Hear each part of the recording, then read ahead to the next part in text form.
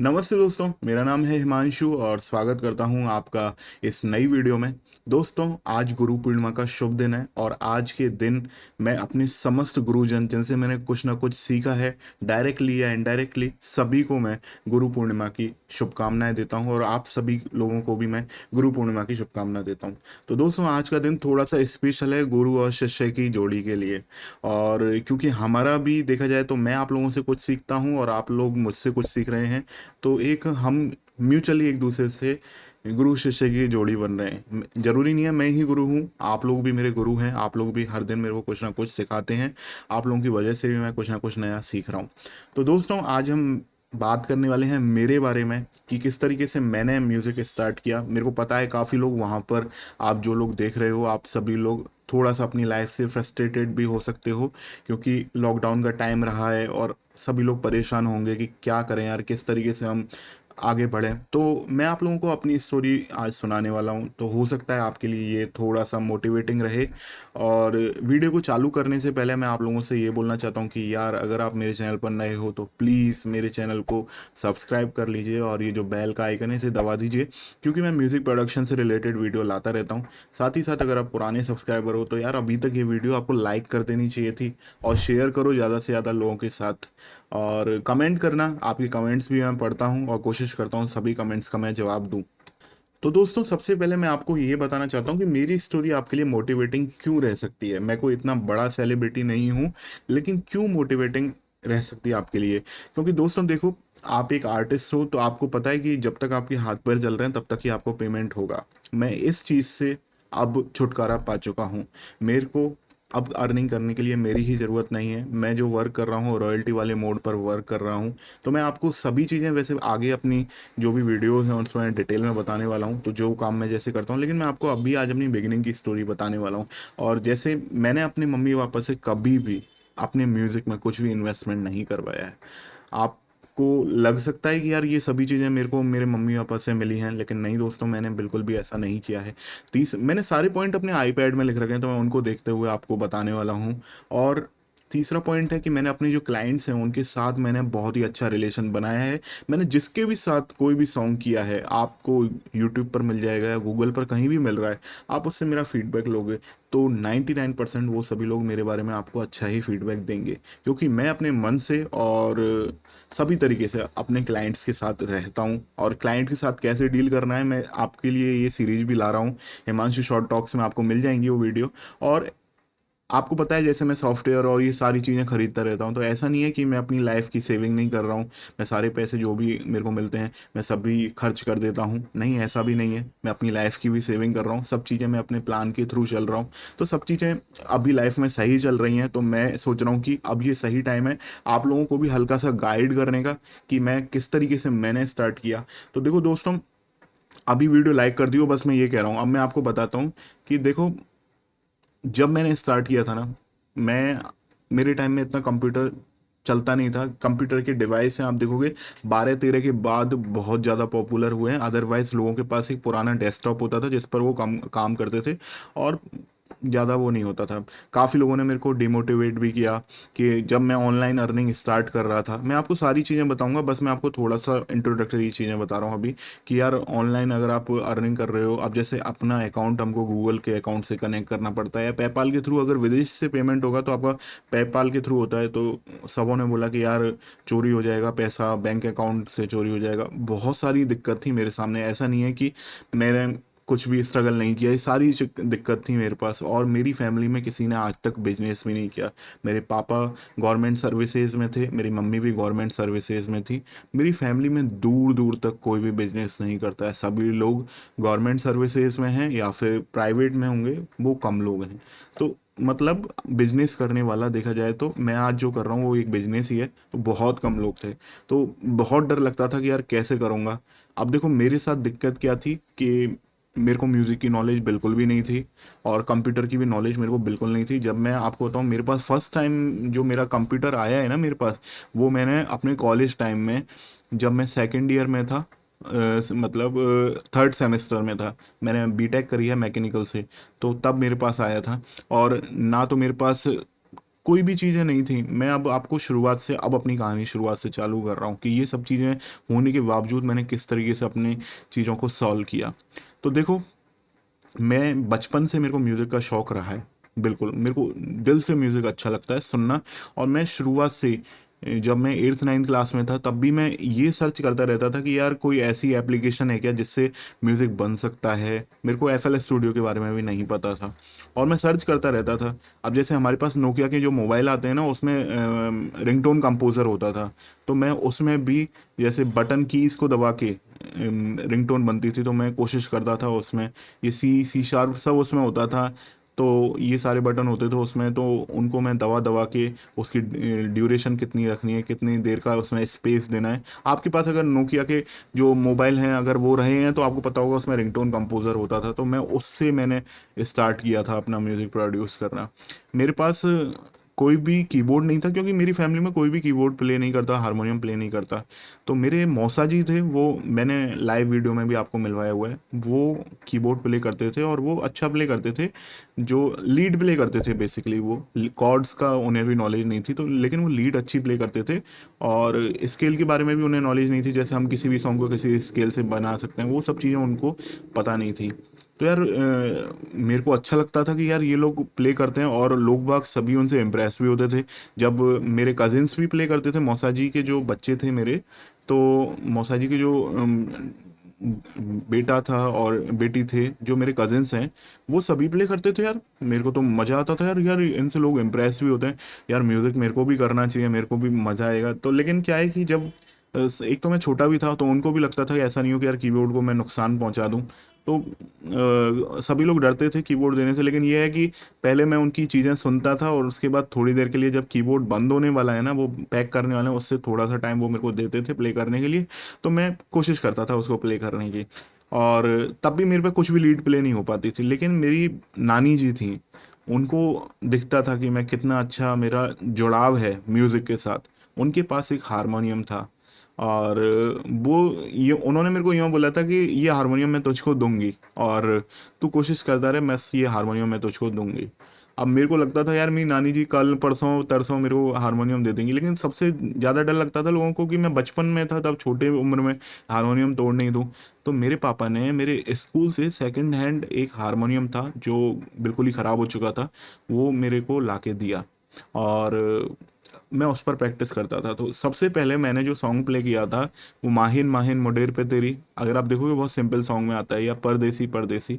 इनकी मेरे को एक दो लाइनें प्ले करनी आती थी। लेकिन जब हारमोनियम को मैं प्ले करने लगा, मैं इतना खोया उसमें कि मेरे को उसकी जो आगे वाली लाइन थी ना, वो मैंने खुद नहीं प्ले करना चालू कर दिया था। अब मेरे पापा को लगा कि मैं काफ़ी इंटरेस्ट है मेरा म्यूज़िक में, तो उन्होंने दो तीन सिंगर से, म्यूजिशियंस से बात करी कि वो मेरे को हारमोनियम प्ले करना एटलीस्ट सिखा दें।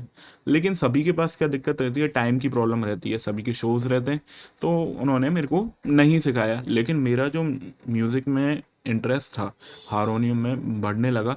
मैंने हारमोनियम में, मेरे को म्यूज़िक थ्योरी की नहीं बता रहा आपको, हारमोनियम में मेरे को लीड, फिर मेरे को एक टाइम ऐसा आ गया कि मैं कोई भी सॉन्ग की लीड प्ले कर सकता था, जो कि बहुत सिंपल मानता हूँ मैं आज के टाइम में। लेकिन मेरा इतना मेरे को नॉलेज होने लग गई, तो मेरे को लगा कि यार मैंने बहुत ही बड़ी नॉलेज मैंने अचीव कर ली है।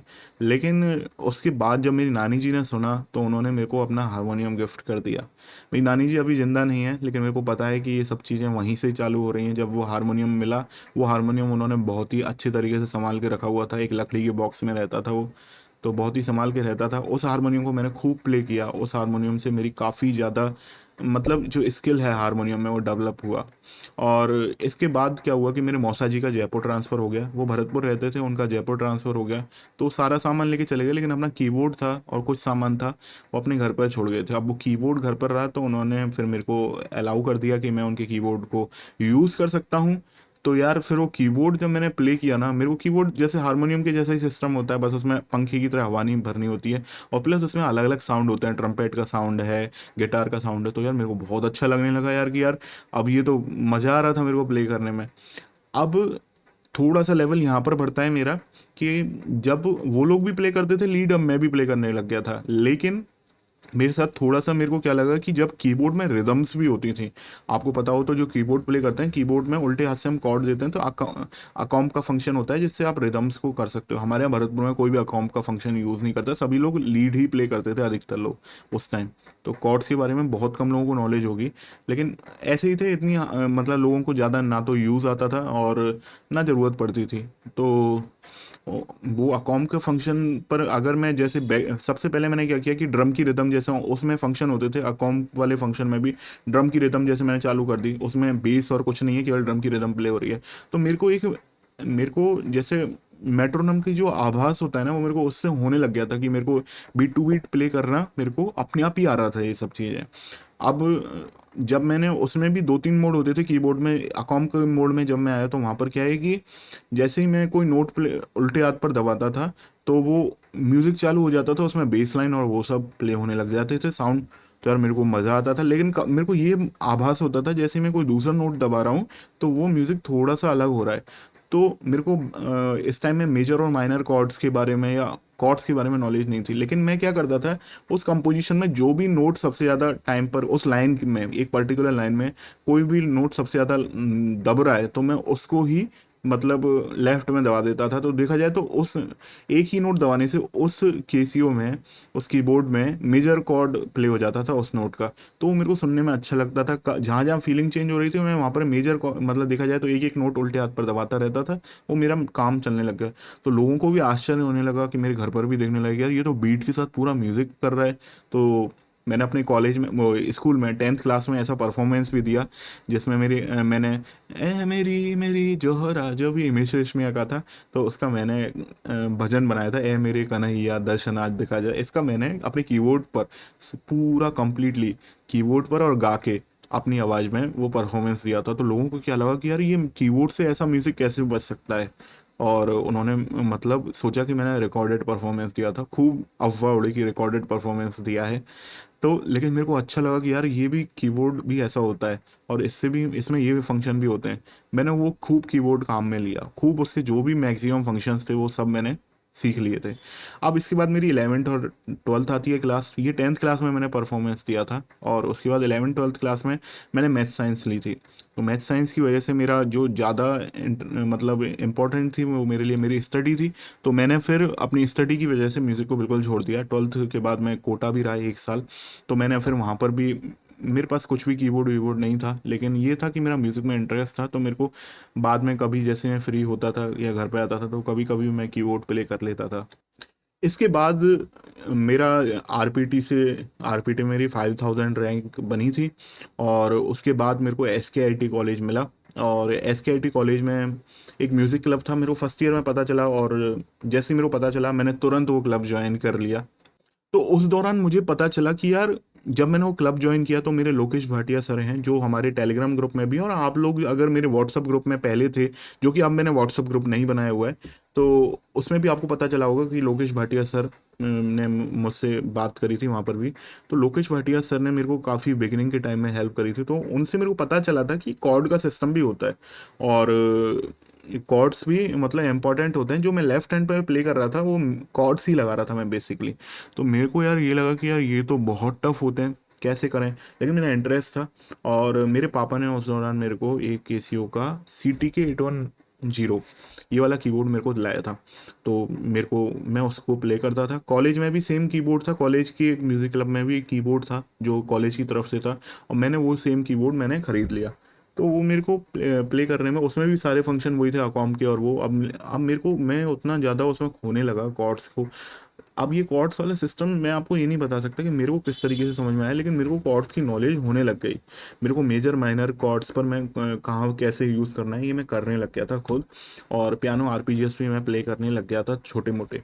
तो ये सब चीज़ें मेरे को कॉलेज के टाइम में मेरे को नॉलेज होने लग गई थी। अब क्या हुआ कि इसी दौरान मेरे कॉलेज में अलग अलग लोग भी थे, गिटारिस्ट थे और band play, rock drum play करने वाले लोग थे।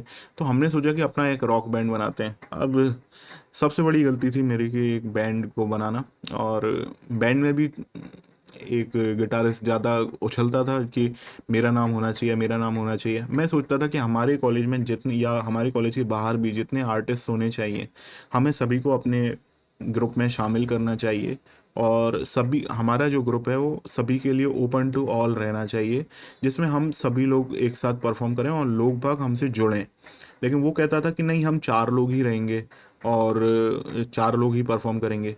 अब यार ऐसे में क्या है कि जब ये हो जाता है ना, फिक्स हो जाता है, तो लोग बाग क्या है कि अपनी क्वालिटी को एनहेंस नहीं करते हैं। अभी मान लो कि मेरे जैसा कोई, मैं ये भी कहता था कि अगर कीबोर्ड प्ले करने वाला भी आ रहा है, और मैंने जोड़े भी हुए थे अपने ग्रुप में, अगर कीबोर्ड प्ले करने वाला आ रहा है तो उसे जोड़ो। सौरभ था मेरा दोस्त, जो मेरा जूनियर था, तो वो भी कीबोर्ड प्ले करता था और मेरे ग्रुप में था। अब मैं यूँ सोच सकता हूँ कि यार मेरा अल्टरनेटिव पैदा हो रहा है उस बैंड में।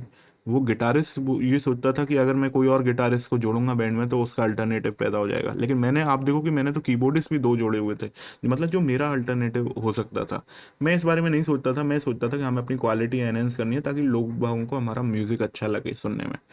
लेकिन वो उसने फिर मेरे बारे में यही फैलाना चालू किया कि यार ये चाहता है कि बैंड में नए लोग शामिल हों और ये हम सबों को रिप्लेस करना चाहता है।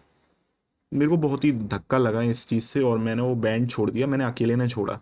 और मैंने कह दिया कि यार तुम्हें जो करना है करो, मैं नहीं करूँगा। उसके बाद से मैंने ये तय करा कि मेरे को किसी भी बैंड में शामिल नहीं होना है। आपके लिए ये स्टोरी लंबी होने वाली है क्योंकि मैं आपको और भी चीज़ें बताने वाला हूँ। मैं अकेला हो गया, लेकिन मेरे पास जो उस टाइम लोकेश भाटिया सर से मेरे को पता चला कि म्यूज़िक क्लब में एक बार वो किसी से बात कर रहे थे कि सॉफ्टवेयर पर वो लड़का काम करता है, एफ एल स्टूडियो का नाम मेरे पास उस टाइम आया। और एफ एल स्टूडियो, मैंने जब वो उनसे पूछा कि सर क्या नाम है इसका, तो फ्रूटी लूप्स उन्होंने बताया। तो आपको पता है मैंने 8th और 9th में मैं भी सॉफ्टवेयर के बारे में सर्च कर रहा था, तब मेरे सामने एफ एल स्टूडियो का नाम आया था। तब एफ एल स्टूडियो शायद कॉलेज टाइम में, मेरे टाइम में 8th और 9th आ रहा था शायद तब लेकिन जब मैं 8th क्लास में था तब पता नहीं कोई इसका वर्जन आता था, लेकिन मेरे को ये नहीं पता कौन सा वर्जन आता था। लेकिन मेरे को एफ एल स्टूडियो का नाम तब ध्यान आया कि यार ये मैंने 8th और 9th क्लास में सुना हुआ था कॉलेज टाइम में, फिर मेरे को याद आया। तो मैंने एफ एल स्टूडियो का जो साइट से उसका जो वर्जन होता है वो डाउनलोड किया। अब उस टाइम क्या एक प्रॉब्लम आती थी, ट्रायल वर्जन को आप सेव नहीं कर सकते थे। तो मैं क्या करता था कि ट्रायल वर्जन में ही थोड़ा थोड़ा म्यूज़िक बना लिया मैंने और उसको एक्सपोर्ट करके लोगों को सुनाता था। अब कई बार लोग कहते थे कि इसमें लीड कम सुनाई दे रही है, तो मैं क्या करता था, फिर दोबारा वो म्यूज़िक बनाता था और उस बार मैं इसमें लीड की आवाज़ थोड़ा सा ज़्यादा रखता था। कई बार किसी ने कह दिया कि स्पीड स्लो है, थोड़ा सा तेज करो, तो मैं दोबारा म्यूज़िक बनाता था। तो मेरे को ये पता ही नहीं था कि एफ एल स्टूडियो सेव भी हो सकता है, ये इतनी नॉलेज नहीं थी। मेरे मम्मी पापा ने मेरे को एक लैपटॉप था जो मेरी दीदी काम में लेती थी, कॉम्पैक्ट का, कोर टू ट्यूब का। तो वो शायद 4 GB या 2 GB रैम का था वो लैपटॉप, वो मेरे को गिफ्ट किया था। उसमें मैं गिफ्ट क्या, वो मेरे काम दिया था कि जिससे मैं सेकंड ईयर में, जिससे मैं उसमें अपना कुछ भी चीज़ें करना चाहता हूँ तो वो कर सकूँ। तो म्यूज़िक के हिसाब से नहीं दिया था, स्टडी के पर्पज़ से दिया था। तो मैं उसमें वो चीज़ें देखता रहता था, उसमें मैंने इंस्टॉल कर रखा था। लेकिन दिक्कत ये आती थी कि यार नहीं होता था काम मेरा उससे, क्योंकि उसमें सेव ही नहीं कर पाता था और हैंग भी हो जाता था, बहुत ज़्यादा परेशानी आती थी। तो इसके साथ साथ अब क्या था कि मेरा जब जैसे मैं बैंड से अलग हुआ तो मेरे को सॉफ्टवेयर से मदद मिली कि मैं जो भी, जैसे कोई गिटार का काम है या ड्रम का काम है, मैं उसी से ही प्ले करने लग गया। और धीरे धीरे मैंने अपनी बेस लाइन और कॉर्ड प्रोग्रेशन इन सभी पर वर्क किया और मैंने ट्यूटोरियल भी देखना चालू किया। उस टाइम 2011-12 में ट्यूटोरियल इतने ज़्यादा अवेलेबल नहीं थे यूट्यूब पर, इंग्लिश में ही थे और इंग्लिश में भी मेरी इंग्लिश इतनी अच्छी नहीं थी, मेरे को पहचानने में नहीं आता था। लेकिन अभी तो मैं इंग्लिश के ट्यूटोरियल ही देखता हूँ सारे। तो सब चीज़ें मेरे साथ दिक्कत आती थी, तो कोशिश करता था कि यार समझ समझ के करूँ। मैनुअल पढ़ा करता था एफएल का। तो बहुत ज़्यादा टाइम लगाया मैंने इस चीज़ में। और इसके बाद मेरे को एक टाइम ऐसा आ गया कि मेरे को कॉलेज में पता लगने लग गया कि एफएल स्टूडियो पर म्यूज़िक किस तरीके से बनता है। तो मैंने हमारे कॉलेज के एनुअल फेस्ट के लिए मैंने म्यूज़िक बनाया था और 2 बार लगातार मैंने बनाया और उसमें काफ़ी मेरा नाम भी हुआ कॉलेज में। तो मेरे को मज़ा आता था कॉलेज परफॉर्म में। तो कॉलेज में बहुत ही ज़्यादा मेरे को अच्छा रेस्पॉन्स मिला मेरे म्यूज़िक का। और उसी दौरान मैंने एक यूट्यूब चैनल भी चालू कर लिया था। अब यूट्यूब पर उस टाइम क्या था कि आप, कोई ऐसी रूल्स या रेगुलेशन नहीं थी, आप एक वीडियो भी डालने के बाद अर्निंग चालू कर सकते थे, लेकिन मेरा अर्निंग कुछ उससे चालू नहीं हुआ था कॉलेज के बाद। हाँ, कॉलेज के दौरान मैंने अर्निंग वैसे चालू कर दी थी, कराओके बना के मैं सेल करता था। तो मेरे को 200-250 रुपये एक कराओके के मिल जाते थे। और लेकिन मेरे को ये नहीं लगता था कि यार मैं इससे अर्निंग कर पाऊँगा। और 200-250 रुपये देखा जाए तो मेरे लिए बहुत बड़ी चीज़ होती थी कॉलेज टाइम में, क्योंकि 200-250 रुपये या 400-500 रुपये में मेरे 4-5 दोस्तों के साथ मैं पार्टी कर सकता था। एक रेस्टोरेंट था मेरे कॉलेज के पास में, उसमें जाके, तो मतलब बहुत ही मेरे लिए बड़ी चीज़ थी। 400-500 रुपये मिलते थे तो मेरे को, तो उस टाइम मेरी कॉलेज से अर्निंग चालू होने लग गई थी। और कॉलेज पास आउट होने के बाद मैंने मैकेनिकल की एक कंपनी को गुड़गांव में ज्वाइन किया। और बहुत ही हालत ख़राब थी गुड़गांव में तो यार, गर्मी की गर्मी, और सबसे बड़ी दिक्कत कि लोगों का व्यवहार भी वहाँ पर बहुत ख़राब। लोग बाग एक दूसरे, कोई इंसानियत ही नहीं थी। मैं सभी गुड़गांव वालों को नहीं कहूँगा ऐसा, लेकिन वहाँ पर जो जिस एरिया में मैं रहता था ना, वहाँ पर बहुत ही ख़राब हालत थी। और मैं हूँ शुद्ध ब्राह्मण, तो मैं वैसे तो एग खा लेता हूँ, लेकिन मैं मीट नहीं खा सकता। तो मैं जहाँ पर रहता था उसमें सारे बिहार से जो लोग आते हैं वो रहते थे। तो उसमें भी कुछ लोग तो ऐसे थे यार जो मंगलवार और शनिवार को भी मीट बनाते थे। तो मेरे को बहुत ही अजीब लगता था, तो वो जगह मेरे को पसंद नहीं आई वो जगह। लेकिन उस दौरान क्या था कि मेरे को, आप ये देखो कि भगवान कैसे मदद कर रहे हैं। उस दौरान मेरे को, मेरा यूट्यूब चैनल पर मैं इंस्ट्रूमेंटल डालता रहता था। तो मेरे को एक कंपनी ने, जैसे वेब मास्टर्स बोलते हैं जिनकी वेबसाइट बनाते हैं ना जो लोग, उनको वेब मास्टर बोलते हैं। तो एक वेब मास्टर ने मेरे को कांटेक्ट किया और उसने बोला कि यार मेरा इस तरीके से इंस्ट्रूमेंटल्स का और सॉन्ग्स की मेरी साइट है, तो आप मेरे लिए इंस्ट्रूमेंटल कंपोज कर सकते हो क्या, और अपने सॉन्ग मेरे को दे सकते हो क्या। अब देखो, मैं अपने चैनल पर भी सेम चीज़ कर रहा था, मैं अपने चैनल पर भी इंस्ट्रूमेंटल अपलोड कर रहा था। तो मेरे को लगा कि यार ये तो बहुत बढ़िया बात है कि इंस्ट्रूमेंटल के साथ साथ मेरे को मेरे चैनल पर मैं अपलोड भी करूँगा, और मैं भी अपने चैनल पर अपलोड कर सकता था, और वो मेरे को पे भी कर रहा है, और उसको भी मतलब मेरे को पेमेंट हो रहा है उस चीज़ का। चैनल से तो इतनी अर्निंग नहीं हो रही थी उस टाइम। यार मैंने कहा कि यार करूँगा। 1000 रुपीज़ पर सॉन्ग का मेरे से उसका तय हुआ था कि 1000 रुपये एक सॉन्ग के मिलेंगे मुझको। तो और यार मेरी कैपेसिटी थी, मैं 2 घंटे में 3 घंटे में एक सिंपल इंस्ट्रूमेंटल बना सकता था उस टाइम। तो मेरे को मज़ा आने लग गया यार। और हुआ ये कि जो मेरी सैलरी थी ना, जो जॉब की सैलरी थी, उससे ज़्यादा मेरी सैलरी निकलने लग गई मेरे म्यूज़िक से। तो मेरे को लगा कि यार ये तो बढ़िया सिस्टम है, और मेरे को इसमें और अच्छा करना चाहिए। और प्लस ये था कि यार प्राइवेट जॉब से मेरे को पता लग गया कि 5 साल बाद मेरी क्या स्थिति होने वाली है। तो मैं बोला कि ये मेरे बस की बात नहीं है। मैंने अपने सीनियर्स को देखा जो भी हैं, उनकी हालत ख़राब थी, तो मैंने वो जॉब छोड़ के मैंने मम्मी पापा से बोला कि यार मैं या तो ऐसा कर लूँगा कि कोई एग्ज़ाम की तैयारी कर लूँगा, और मैंने विदेश भी जाने का मन बनाया कि मैं विदेश चला जाऊँगा। और म्यूज़िक का मेरे पास सपोर्ट है ही है, तो मैं म्यूज़िक करूँगा, और अपनी अर्निंग भी जो है मैं विदेश में करूँगा जो भी है, और विदेश में अच्छा रेस्पॉन्स भी मिलेगा म्यूज़िक का। लेकिन दोस्तों, सब चीज़ें हमारे अकॉर्डिंग हो ऐसा नहीं होता है। और मेरा स्ट्रगल चालू हुआ कॉलेज के टाइम के बाद। काफ़ी घर में भी परेशानियां रही हैं। बहुत कुछ इशू रहे हैं जिसकी वजह से मेरे को अपना कैंसिल करना पड़ा बाहर जाने का प्लान। और उसके बाद मेरी मम्मी का भी 2 मेजर ऑपरेशन हुए थे, और दोनों मेजर ऑपरेशन में जान जाने का खतरा था। जो लास्ट ऑपरेशन हुआ है ना, वो तो ये 2019 में हुआ है। लॉकडाउन से जस्ट 3-4 महीने पहले उनका वो ऑपरेशन हुआ है। तो वो दिमाग का था ऑपरेशन, और ट्राइजेमिनल न्यूरेलजिया मेरी मम्मी की बीमारी थी। तो सुसाइडल बीमारी बोलते हैं, बहुत ज़्यादा पेन होता था उनके। तो इस दौरान मेरे को क्या है कि अपने घर पर भी ध्यान देना पड़ा, और कुछ जो घर की पर्सनल प्रॉब्लम थी उन पर भी मेरे को ध्यान देना पड़ा। लेकिन आप देखोगे इसी दौरान हुआ क्या कि एक बात और ये और थी कि यार उस इंस्ट्रूमेंटल से मैं बंधा बंधा महसूस करने लगा। क्योंकि क्या था कि मैं उसके अलावा ज़्यादा कुछ काम कर ही नहीं पा रहा था। तो मैंने प्लान किया कि यार मैं इसको छोड़ता हूँ, क्योंकि मैक्सिमम क्या होगा, एक महीने में मैं अगर उनको 30 भी इंस्ट्रूमेंटल देता हूँ तो 30 हजार से ज़्यादा मैं थोड़ी अर्निंग कर पाऊँगा। तो मैंने फिर यार सोचा कि थोड़ा सा रिस्क लेता हूँ और मैं छोड़ देता हूँ। और क्योंकि मैं और चीज़ों के लिए टाइम नहीं निकाल पा रहा। यार मेरे को लगता है कि उस टाइम शायद मेरी ये गलती भी, मेरे को लग रहा था ये मेरी सबसे बड़ी गलती भी हो सकती है, क्योंकि एक बना बनाया बिजनेस मेरा ठप हो जाएगा।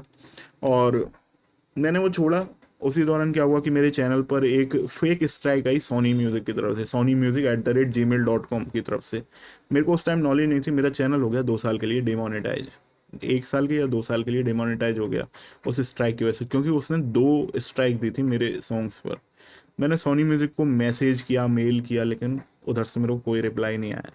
तो मेरे को लगा कि उन्होंने ही स्ट्राइक भेजी होगी, लेकिन मैं बोला कि जो भी है करो। 2 साल उससे मैं लेट हो गया, वरना मेरा क्या था कि अर्निंग उसी से चालू हो जाती। तो बहुत ही ज़्यादा दुख भरा टाइम रहा, क्योंकि फैमिली में भी परेशानी चल रही थी। मम्मी के भी 2 मेजर ऑपरेशन हुए। मैं सोच रहा था कि यार इस ऑपरेशंस में जो भी पैसा खर्च हो रहा है, मेरे मम्मी पापा पैसे के मामले में समृद्ध हैं, मतलब ऐसा कोई दिक्कत नहीं है। हमारी फैमिली एक अपर मिडिल क्लास बोल सकते हो आप। तो क्योंकि दोनों की जॉब में थे और दोनों ने अपनी सेविंग, लाइफ टाइम सेविंग ही करी है। तो मेरे को लगा कि यार मैं कुछ अपनी तरफ से भी योगदान करता तो मेरे को बेहतर रहता, लेकिन न- नहीं था कुछ इतना। और सब चीज़ें हुई। और उसके बाद क्या हुआ, जब 2 साल, उस दौरान मैंने ओरिजिनल सॉन्ग्स पर भी कंसंट्रेट करना चालू किया। और ओरिजिनल सॉन्ग्स में मेरे को सबसे पहले, मेरे को आर्यन नाम से एक छोटा भाई कह लो, और उससे मेरे को प्रोजेक्ट मिला। और उसने, नया था, उसको भी नए लोगों की ज़रूरत थी क्योंकि सस्ते नए लोग ही मिलते हैं। तो उसने 2,000 रुपये मेरे को पेमेंट किए एक सॉन्ग के। मैंने उसके लिए सॉन्ग प्रोड्यूस किया। और उस टाइम मेरी म्यूज़िक की इतनी अच्छी बात नहीं थी, खास बात नहीं थी। कि म्यूज़िक तो सही था लेकिन मिक्सिंग मास्टरिंग बहुत ही बेकार आती थी, लेकिन और म्यूज़िक में भी थोड़ा इतनी अच्छी बात नहीं थी। तो यार, लेकिन ये था कि मैं अपने आप को हमेशा, अपने आप को मैं डिमोटिवेट नहीं करता था, अपने आप को मोटिवेट रखता था। और अर्निंग के हिसाब से मैं म्यूज़िक को नहीं सोच रहा था। मैं अपने एग्ज़ाम्स की भी प्रिपरेशन कर रहा था और सोच रहा था कि यार आगे चलते चलते ये सब चीज़ें सही भी होंगी, म्यूज़िक का भी। तो लेकिन क्या था कि टेंशन भी होती थी यार, क्योंकि एग्ज़ाम्स में भी कुछ नहीं हो रहा था, एक एक नंबर से, 2 2 नंबर से वही रह रहा था। और समझ में नहीं आ रहा था कि यार क्या भगवान ने मेरे लिए ये रास्ता चुना है क्या।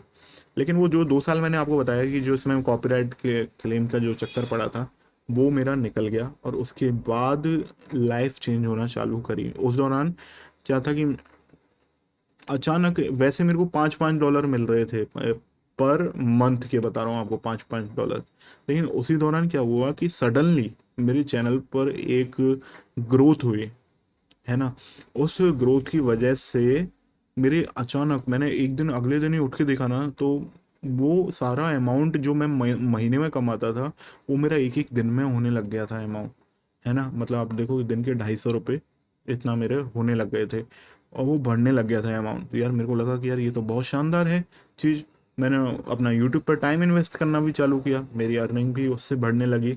और 5 10 15 आगे तो सो ऑन मेरी बढ़ने लग गई। और एक अच्छा अमाउंट, बहुत बढ़िया अमाउंट, जो आप एक जॉब से भी नहीं कर सकते हो, मेरा अमाउंट उसमें पहुंच गया। और इसी दौरान मेरे को यूएसए से अश्विन भैया भी मिले, और जिनके साथ मैंने उनके चैनल पर भी वर्क किया और काफ़ी वर्क किया। इसी दौरान देखो, सब चीज़ें बढ़िया चल रही होती हैं, तब ही मेरे साथ क्या होता है कि ऊपर वाला मेरे को एक और सिग्नल देता है कि नहीं, तू अभी सही नहीं कर रहा, तू अभी गलत कर रहा है, तेरे को थोड़ा और बेहतर बनने की ज़रूरत है।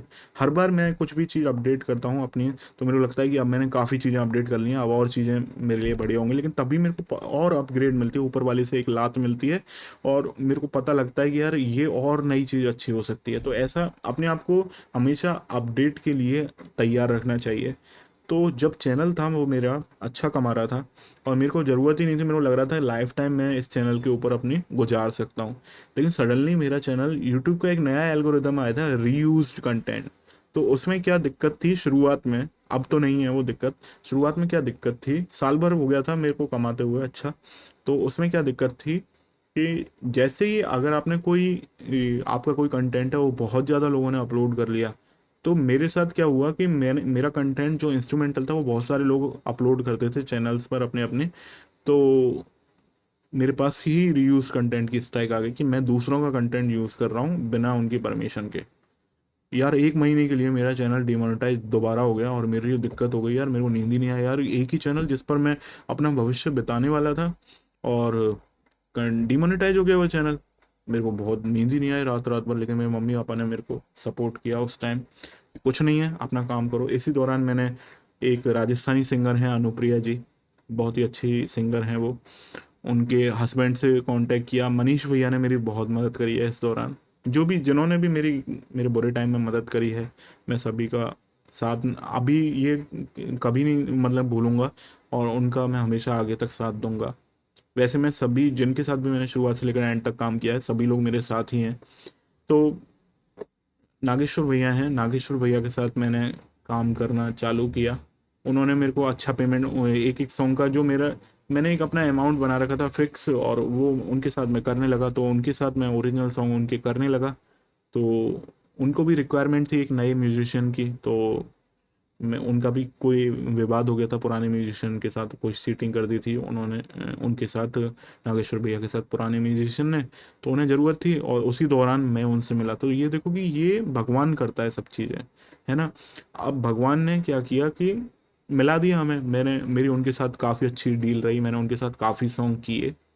और महीने भर बाद मेरा चैनल था वो यूट्यूब ने दोबारा रिव्यू किया और मेरा दोबारा मोनेटाइजेशन ऑन हो गया। तो ये एक तरीके से भगवान ने मेरे को एक लात मारी थी कि नहीं, तेरे को मल्टीपल जगह पर काम करना है। ये चीज़ें मेरे को सब समझ में उस टाइम आ गई कि मेरे को अब मैंने क्या कर रहा था, मैं फ्रीलांस म्यूज़िक भी कर रहा था, मैं दूसरों के लिए कवर सॉन्ग भी बना रहा था इस दौरान, क्योंकि यूट्यूब की वजह से, चैनल की वजह से मेरे को कवर सॉन्ग के भी ऑफर आने लग गए थे। तो मैं फ्रीलांस म्यूज़िक भी कर रहा था और यूट्यूब चैनल पर भी वर्क कर रहा था। तो यूट्यूब और फ्रीलांस का देखा जाए तो 50-50 रेशो हो गया था मेरी लाइफ में। तो मेरे को लग रहा था कि अब सब लाइफ अच्छी चल रही है। और अब भी इसी दौरान मम्मी का ऑपरेशन दूसरा वाला भी हुआ, तो मेरे को ज़रूरत ही नहीं थी कि तीसरा मैं चैनल बनाऊंगा। मेरे को लग रहा था सब चीज़ें अच्छी चल रही हैं। लेकिन तीसरा दोबारा स्ट्राइक पड़ी मेरे ऊपर। देखो स्ट्राइक क्या मतलब, क्या हुआ कि किसी हैकर ने मेरा चैनल हैक कर लिया। ये रशियन हैकर की बात है, इसके ऊपर मैं अलग से वीडियो और बनाऊंगा। तो रशियन हैकर ने एक लालच देकर कि हमारे प्रोडक्ट का स्पॉन्सरशिप करो, म्यूज़िक कंपनी की तरह मेरे को कांटेक्ट किया। और उन्होंने एक सॉफ्टवेयर भेजा जो मैंने अपने कंप्यूटर पर इंस्टॉल किया। तो उसने मेरी सारी पासवर्ड की जो डिटेल थी वो चोरी करके उनके पास भेज दी और उन्होंने अपने ईमेल एड्रेस पर वो ट्रांसफ़र कर लिया। तो इस दौरान भी ये भी मेरे को पता नहीं था कि ऐसी भी हैकिंग होती है। हालांकि मेरे कंप्यूटर के बारे में नॉलेज उस टाइम तक सफिशिएंट थी, मैं काफ़ी चीज़ें कर लेता था खुद से। लेकिन नहीं पता थी यार कि ऐसा भी हो सकता है। लेकिन ये दूसरा सबक था जो ऊपर वाले ने मेरे को दिया था कि यार इसी चीज़ पर डिपेंड मत रहो। तो मैंने इसी दौरान अपना एक पुराना चैनल था जिस पर मैंने एक दो ट्यूटोरियल डाले, तो उसको मैंने रेगुलर करना चालू किया। अब ये ही चैनल है जिसके बारे में मैं आपसे बात कर रहा हूँ, इस पर मैंने रेगुलर होना चालू किया क्योंकि मेरे मम्मी पापा ने मेरे को बोला कि डिमोटिवेट मत हो, अपना काम कर, जो तेरा टैलेंट है वो कोई नहीं छुड़ा सकता तेरे से।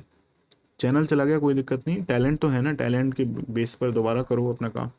तो दोस्तों, मैंने इस चैनल पर ये बातें पिछले साल की 2020 लॉकडाउन से पहले की है थोड़ा सा। तो लॉकडाउन जैसे ही लगना चालू हुआ था तुरंत मेरा चैनल वापस मेरे को मिल गया था, मतलब फरवरी में मेरे को वापस मिल गया था। फरवरी के बाद लॉकडाउन चलना चालू हुआ था। तो अब देखो ये सही क्यों था मेरे लिए ये स्टेप, लेकिन ये जो चोरी हुआ ना, ये भगवान ने मेरे को सही किया, बचाया किस तरीके से। क्योंकि लॉकडाउन के बाद क्या हुआ कि अचानक ऐसी दुनिया में पहली परिस्थिति ऐसी हुई थी कि इस तरीके से किसी ने सोचा नहीं होगा। यूट्यूबर भी है ना जो लोग, उनको पता है कि एड रेट्स कितनी ज़बरदस्त तरीके से उस टाइम गिरे थी। तो मतलब एड रेट्स 1/4 हो गया था, आपका अमाउंट जो आप कमा रहे हो ना उसका 1/4 हो गया था। अब आप सोचो कि अगर मेरा चैनल हैक नहीं होता, है ना, तो मेरा क्या होता कि चल रहा होता, फरवरी तक चलता, फरवरी के बाद जो 3-4 महीने जो रहे हैं बहुत ज़्यादा मार्केट डाउन रहा है उस समय, तो 1/4 अमाउंट हो जाता मेरा। लेकिन फरवरी में लॉकडाउन से पहले क्या हुआ था, जो 1 महीने तक जो हैकर ने रखा था मेरा अकाउंट, उसमें उसने 10,000 वीडियो अपलोड कर दी थी कॉपीराइटेड। अब कॉपीराइटेड वीडियो पर भी क्या है, कॉपीराइट स्ट्राइक भी आ गई थी। मैंने यूट्यूब को भी सपोर्ट को बता दिया था कि अपलोड करिए। तो उस दौरान क्या हुआ कि उस पर जो पैसा बना वो यूट्यूब ने मेरे को कर दिया। ये पैसा इतना बड़ा था मेरे लिए, इतना बड़ा अमाउंट था जो मैंने अपनी लाइफ में, मेरी फैमिली ने या फिर मैंने, किसी ने भी 1 महीने में नहीं कमाया। ये मेरे लिए इतना बड़ा अमाउंट था। प्लस साथ साथ क्या था कि इस के बाद जो एड्रेस थी वो गिर गई, तो मतलब 4-5 महीने मेरे को संभलने का मौका मिल गया। मतलब देखा जाए तो 5-6 महीने का मेरे को एक एडवांस पेमेंट ही कर दिया ऊपर वाले ने, है ना। और सारा अमाउंट मेरे को मिल गया। और 5-6 महीने तक आप लोग, अगर मैं ये सोच रहा था कि यार अगर चैनल हैक नहीं होता तो क्या होता, मेरी भी एड रेट गिरती, है ना। और मैं मल्टीपल चैनल पर भी नहीं था उस टाइम, और सब चीज़ें मेरे साथ भी गलत होती। लेकिन उसके बाद क्या हुआ कि मैंने नर्ड म्यूज़िक पर भी अश्विन भैया से बात करी कि मैं आपके चैनल पर इंस्ट्रूमेंटल डाला करूँगा और जो कवर सॉन्ग हैं, तो आपके सॉन्ग पर उनके साथ मैंने पार्टनरशिप करी। उनके चैनल के लिए अपना नया चैनल बनाया था, वो मोनेटाइज हो गया। ये वाला चैनल जो मोनेटाइज हो गया, प्लस ऊपर वाले ने सपोर्ट के तौर पर एक अमाउंट, बहुत बड़ा अमाउंट मेरे को दे दिया कि आप इस अमाउंट को रखो जब तक ये लॉकडाउन सही नहीं हो जाता।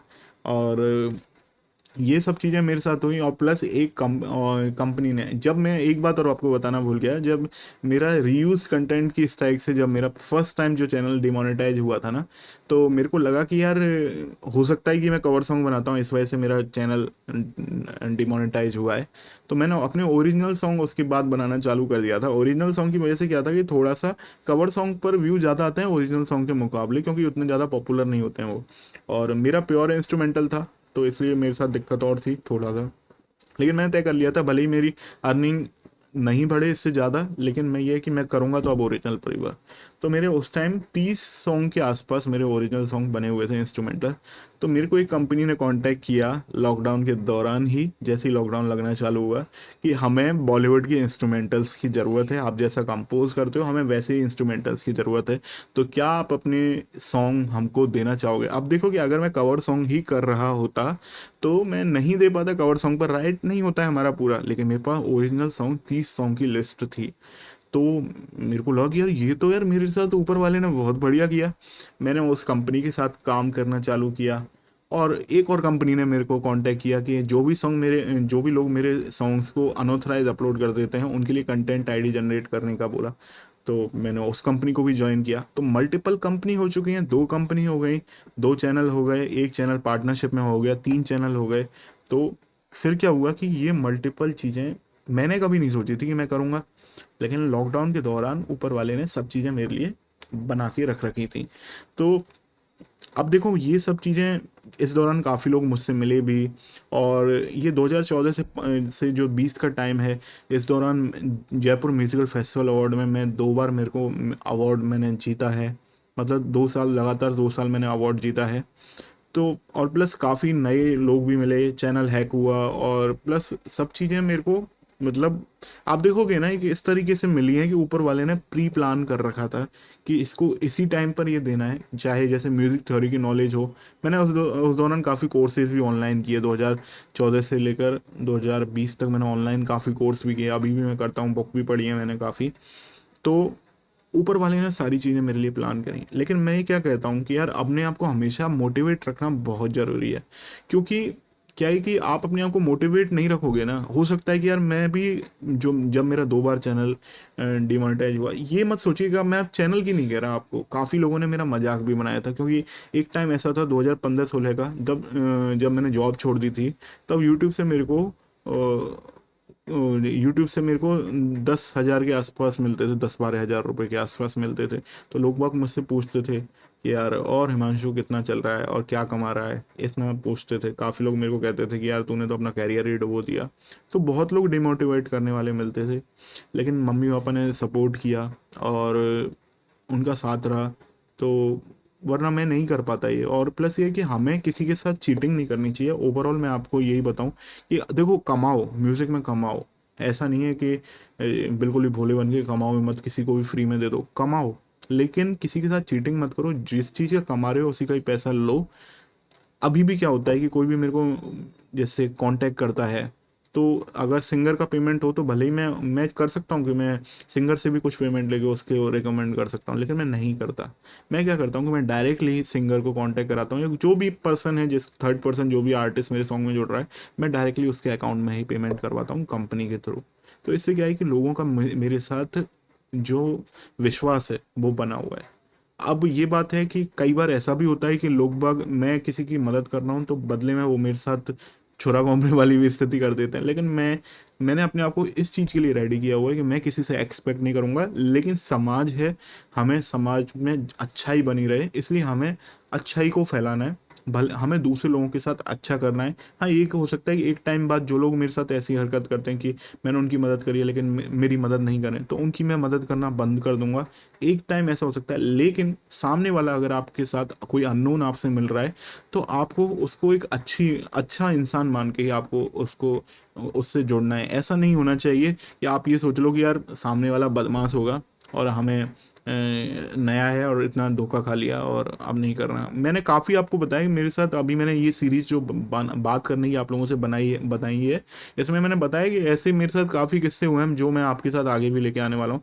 तो काफ़ी बार ऐसा होता है, लेकिन ये है कि आज भी कोई भी इंसान मुझसे मिलता है तो मैं उसको एक अच्छा इंसान मान के ही मिलता हूँ, भले ही वो मेरे अपने दिमाग में मेरे लिए चालाकी की इमेज लेके मिले कि मेरे को इनके साथ ये टाइम रख के इनसे कुछ ये चीज़ें लेनी है या सीखनी है, लेकिन मैं फिर भी नॉर्मल तरीके से बात करता हूँ। लेकिन ये है कि बाद में जैसे जैसे वो अपनी काम करते हैं, हरकतें अगर अजीब सी करते हैं, तो मैं उनसे एक डिस्टेंस बना लेता हूँ, क्योंकि मैं नेगेटिव पर्सनस के साथ मैं रहना पसंद नहीं करता हूँ।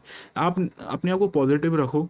अभी देखो, ऐसा हो सकता है कि एक टाइम आप बिल्कुल ही अकेले हो, आपके साथ कोई नहीं हो, तो बेहतर है कि आप नेगेटिव विचारों को सुनने से बेहतर है अपने आप को आइसोलेट कर लो आप, और अपने जो भी आपका एम है आप उस पर वर्क करो। नेगेटिव वाले क्या है कि जब आप चीज़ें बढ़ेंगी ना आपकी, तो अपने आप ही चेंज हो जाएंगे। जो लोग मेरे सामने नेगेटिव बोलते थे, आज वो अपने ही लोगों को मेरे पास भेज रहे हैं कि यार तू हिमांशु के साथ वर्क कर ले अगर तेरे को म्यूज़िक में वर्क करना है तो ऐसा भी हो रहा है अभी।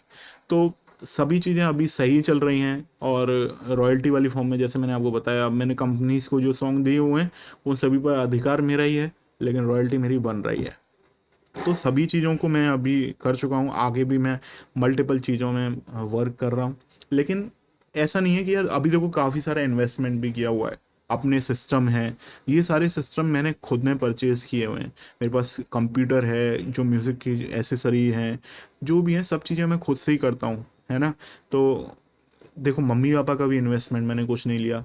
वीडियो लंबी हो गई होगी यार बहुत, लेकिन अब क्या करूँ यार, मैं आपको बताते बताते खो गया इस चीज़ों में। कहाँ था कंप्यूटर पर मेरे को प्रोग्राम को अनइंस्टॉल करना नहीं आता था। मेरा दोस्त था गौरव, जिससे मैंने पहली बार, कोई प्रोग्राम था गलत इंस्टॉल हो गया था, कोई गेम इंस्टॉल हो गया था, उसको अनइंस्टॉल गौरव से करवाया था। विंडो इंस्टॉल करना नहीं आती थी, सारी चीज़ें सीखी, है ना। अपना अकाउंट था, बैंक अकाउंट, वो कनेक्ट करना नहीं आता था, वो सीखा। बैंक अकाउंट में क्या गड़बड़ी हो सकती है, क्या चीज़ शेयर करनी चाहिए, क्या चीज़ नहीं शेयर करनी चाहिए, सब चीज़ें सीखी यार। बहुत अकेला था, और अकेले ने राह चली। कोई भी मेरा गॉडफादर नहीं है यहाँ पर कि जिसने मेरे को, या मेंटर नहीं है मेरा, है ना, जिसने मेरे को बना दिया हो। और मैं आप लोगों के साथ भी यही चाहता हूँ कि यार, आप लोग, मैं आपकी मदद के लिए हूँ, क्योंकि मैंने वो दुख देखा हुआ है। मेरे साथ कोई नहीं था, और मैंने अपनी म्यूज़िक की प्रॉब्लम भी, आप म्यूज़िक में भी इन्वेस्टमेंट होता है, आप ये देखो, है ना। और उसके अलावा भी देखा जाए तो पर्सनल प्रॉब्लम भी थी, फैमिली की प्रॉब्लम भी थी। मम्मी का भी 2 मेजर ऑपरेशन हुए हैं जिसमें जान जाने का खतरा था। पर्सनल फैमिली की प्रॉब्लम भी थी, तो सभी प्रॉब्लमों को सॉल्व करके मैं यहाँ पर पहुँचा हूँ। सारी प्रॉब्लम एट द एंड अब सॉल्व हो चुकी हैं। अब बस एक प्रॉब्लम रह रही है, वो जल्दी से शायद सॉल्व हो जाएगी। वो है, मेरे लिए भी अभी कोई फ्यूचर पार्टनर ढूंढने का चल रहा है। तो जैसी अगर ये प्रॉब्लम होगी, तो देखा जाए तो मेरी लाइफ में कोई ऐसी बड़ी प्रॉब्लम नहीं है। लेकिन मैं इसमें भी भगवान के ऊपर विश्वास रखता हूँ कि भगवान ने सही टाइम का इंतजार कर रहा है मेरे लिए, है ना। तो मतलब अपने आप को डिमोटिवेट नहीं करना चाहिए, और प्रॉब्लम सभी के साथ चलती हैं। मैं आप लोगों से कनेक्ट होना चाहता हूँ, आपकी पर्सनल जो या कोई भी टाइप की प्रॉब्लम चल रही है, मैं चाहता हूँ कि मैं अगर उनको सॉल्व कर सकता हूँ तो मैं शामिल होकर सॉल्व करूँ। लेकिन अभी क्या है कि मेरे साथ भी दिक्कत है कि मैं इतना ज़्यादा इन्वॉल्व आप लोगों के साथ भी नहीं हो सकता, क्योंकि देखा जाए तो इस तरीके से बहुत भीड़ लग जाएगी। लेकिन फिर भी अगर कोई भी प्रॉब्लम आती है, कोई ज़रूरी है, आपको लगता है कि मेरे लायक है, तो आप मेरे को शेयर कर सकते हो। अगर मेरी नज़र में वो आती है और मैं सॉल्व कर सकता हूँ, तो मैं कोशिश करूँगा अभी भी। लेकिन कई कई बार क्या होता है कि लोग बाग मेरे को झूठ भी, अब देखो मेरे पास एक्सपीरियंस भी बहुत है इन चीज़ों का, मेरे को ये भी पता है कि सच और झूठ क्या है, तो कौन मुझसे सच बोल रहा है, कौन झूठ बोल रहा है। अब कई बार लोग मेरे को मक्खन भी लगा जाते हैं कि यार आप बहुत महान हो, हम आपके चरण छूना चाहते हैं। मैं इतना अपने आप को रेस्पेक्टेबल नहीं मानता हूँ, लेकिन फिर भी बोलते हैं, और हमें बस आप अपने चरणों में जगह दे दीजिए, मेरे को आप अपने पास बुला लीजिए। दोस्तों, ये सही तरीका थोड़ी है यार मुझसे कुछ भी सीखना है। आप देखो कि जीपी है, जीपी मेरा एक सब्सक्राइबर है, छोटे भाई की तरह मैं मानता हूँ। क्या उसने कभी मुझसे इस तरीके से बात करी है? नहीं। नॉर्मल हमारी बात होती है, आप मुझसे नॉर्मली बात करो यार, जैसे अपने दोस्तों से बात करते हो, या बड़े भाई से या छोटे भाई से बात करते हो, इस तरीके से बात करो, तो मैं आपकी मदद करूंगा। लेकिन ये क्या यार, मक्खन मत लगाओ प्लीज़। मेरे को सब पता लगता है कि कौन इंसान मुझे मक्खन लगा रहा है, बहुत एक्सपीरियंस है मेरे पास। और बहुत सारे लोगों ने मेरे को कांटेक्ट किया हुआ है। ये चैनल तो मैंने अब चालू किया है, इससे पहले मैंने बहुत डीलिंग करी है, और अच्छा बुरा सब तरीके का एक्सपीरियंस लिया है। तो प्लीज़ जेन्युइन रह के मुझसे कांटेक्ट करो। मेरे को पता लग जाता है कि आप लोग झूठ बोल रहे हो या सच बोल रहे हो। आपकी प्रॉब्लम जेन्युइन है तो मैं आपकी ज़रूर मदद करूँगा, और अगर मैं कैपेबल हूँ तो तो मैं आपकी ज़रूर मदद करूँगा, क्योंकि मैं नहीं चाहता कि आप उस चीज़ से गुजरो जिससे मैं गुजरा हुआ हूँ। वीडियो ऑलरेडी बहुत लंबी हो चुकी है, और आई होप आप मोटिवेटेड फील कर रहे होगे। दोस्तों हर दिन नया है ना। मैंने कभी भी नहीं सोचा था कि मैं म्यूजिक में अर्निंग कर रहा हूँ और एक अपना स्टेबल कैरियर बनाऊंगा यहाँ पर। हर दिन नया है यार। हर दिन एक ताश का पत्ते की तरह, पता नहीं कब आपका इक्का निकल जाए। बस जरूरी क्या है कि आप अपना आउटपुट निकालते रहें। आप आपकी उम्र कुछ भी हो सकती है अभी, लेकिन अगर आप म्यूजिक में अर्निंग के हिसाब से सोच रहे हो तो एक ताश के पत्ते की तरह आप अपने हर दिन सॉन्ग निकालते रहो। जो आप ज़्यादा से ज़्यादा कर सकते हो करो यार प्लीज़। क्योंकि पता नहीं आपका कोई सॉन्ग वायरल हो जाए और आप मुझसे भी ऊपर एक पायदान पर बैठे हो। और मेरे को अच्छा लगेगा कि अगर आप लोग मुझसे भी ऊपर जाते हो, तो मेरी एडवाइस से जाते हो, तो मुझे अच्छा लगेगा यार। तो बहुत अच्छा लगा मेरे को आप लोगों से शेयर करके।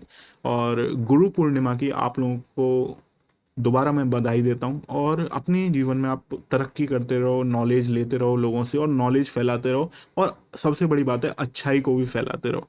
ये मैं आप लोगों से को ऐसी मतलब आप लोगों के लिए ऐसी क्या कहें यार, विश करता हूँ भगवान से। मैं हिंदी का वर्ड नहीं ले पा रहा, तो मैं भगवान से विश करता हूँ। तो मिलते हैं नेक्स्ट वीडियो में और चैनल पर जुड़े रहिए। मैं आप लोगों के लिए और भी ट्यूटोरियल लेके आने वाला हूँ। Take care, bye bye.